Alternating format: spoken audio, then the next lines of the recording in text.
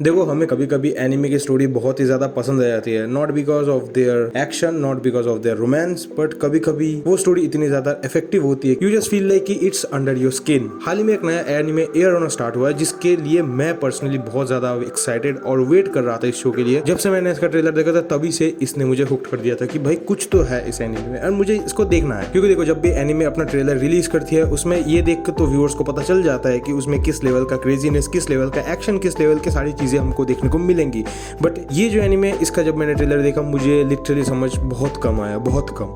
But इतना समझ आ गया कि भाई ये होने वाला है कुछ। एक 2 ही एपिसोड इस शो का बस अभी तक रिलीज हुआ है। शो का नाम है the Summer Hikaru Died, a newly psychological supernatural banger. भाई जब से आया तब से पूरे कम्युनिटी में चर्चा का विषय बन चुका है कि भाई ये क्या एनिमे है, क्योंकि इसका एपिसोड 1 इतना क्रेजी है। ये एनिमे बहुत लोगों को ट्रेजिक और डिस्टर्बिंग लग सकता है, बट उसके साथ मैं और एक चीज बोलूंगा, ये एनिमे बहुत ज्यादा ब्यूटीफुल है। योशिकी और हिकारू अब तक के 2 मेन लीडिंग कैरेक्टर्स जापान के एक मॉडरेट से विलेज में रहते हैं और दोनों ही हाई स्कूलर है। डे टू डे लाइफ चलती रहती है और life goes on and on until एक समर नाइट आता है, क्योंकि उस दिन अचानक से कुछ ऐसा हो जाता है कि तुम बोल सकते हो हिकारू इजंट हिकारू एनीमोर, या फिर तुम ये भी बोल सकते हो कि Hikaru doesn't exist anymore but he still exist. थोड़ा कंफ्यूजिंग है राइट, मुझे पता है। इस चीज को अगर मैं तुम्हें एक प्राइम एग्जांपल देके समझाना चाहूँ तो तुम बोल सकते हो कि वेनम जो है वो एडी के शरीर में रहता है, ठीक है, बट लोगों को पता नहीं चलता कि वेनम एक्चुअली में एग्जिस्ट करता है एडी के अंदर, बट वो सिर्फ एडी को पता है। तो कुछ ऐसे टाइप का ही scene, it's kind of a parasite.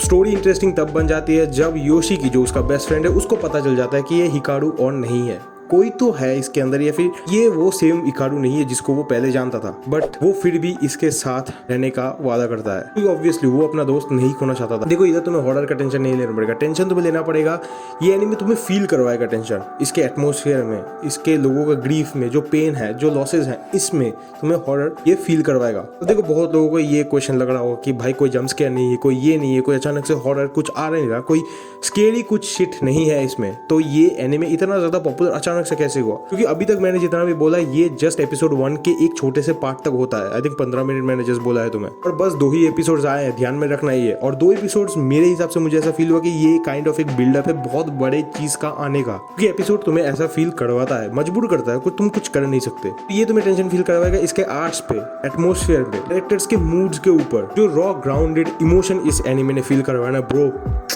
Just तुम एक बार ये चीज फील करो, तुम्हारा कोई बहुत ही करीबी इंसान तुम्हारे पास खड़ा हो, तुम्हें ये पता है कि ही इज जस्ट गॉन, उसके अंदर वो इंसान नहीं है जो तुम पहले उसको जानते थे, बट स्टिल वो तुम्हारे सामने खड़ा है, उसका फेस इंटैक्ट है, उसके सारे हैबिट्स, वो जो चीजें से पहले करता था सभी वो कर रहा है, जस्ट पहले वाला इंसान नहीं रहा, वो कोई और बन चुका है अभी, और फिर भी तुम उसके साथ रहने का वादा करते हो उससे। Just think the level of nightmare क्या हो सकता है भाई, ये बहुत भयंकर चीज है। तुम समझ रहे हो चीजों को मैं जितना बोल रहा हूँ। और मुझे बहुत ही ज्यादा बढ़िया लगी इस एनिमे का एक चीज कि भाई ये कोई टिपिकल शोनेन एनिमे जैसा तुम्हें नहीं फील करवाता, स्लोली स्लोली जो इमोशन के धागे ये खोलते रहता है ताकि तुम्हें बैठने पे मजबूर करे। एंड मैं तो तुम्हें ये बोलूंगा इसको 100% देखो, क्योंकि भाई पहली बात तो नया एनिमे है, ठीक है, ऐसे एनिमेस बहुत कम आते हैं, स्पेशली ऐसे टाइप के साइकोलॉजिकल हॉरर एनिमे के कैटेगरीज में बहुत कम एनिमेज आते हैं। और ट्रस्ट में, मैंने जितने भी देखे सब बैंगर्स थे भाई, लिटरली बहुत अच्छे एपिसोड्स निकले उसके। इस एनिमे के ऊपर तो मेरे एक्सपेक्टेशन बहुत ज़्यादा हाई है कि भाई एंड एपिसोड्स बहुत अच्छे बन के आए, क्योंकि हम सभी ने देख के रखा है यार भाई कि अच्छे एनिमेस को कितना जल्दी से वो फकअप कर देते हैं। अगर तुम्हें शिकी, एनदर और पैरासाइट जैसे एनिमे पसंद है तो भाई इस एनिमे को जरूर चेकआउट करो, बहुत बहुत ब्यूटीफुल एनिमे। मैं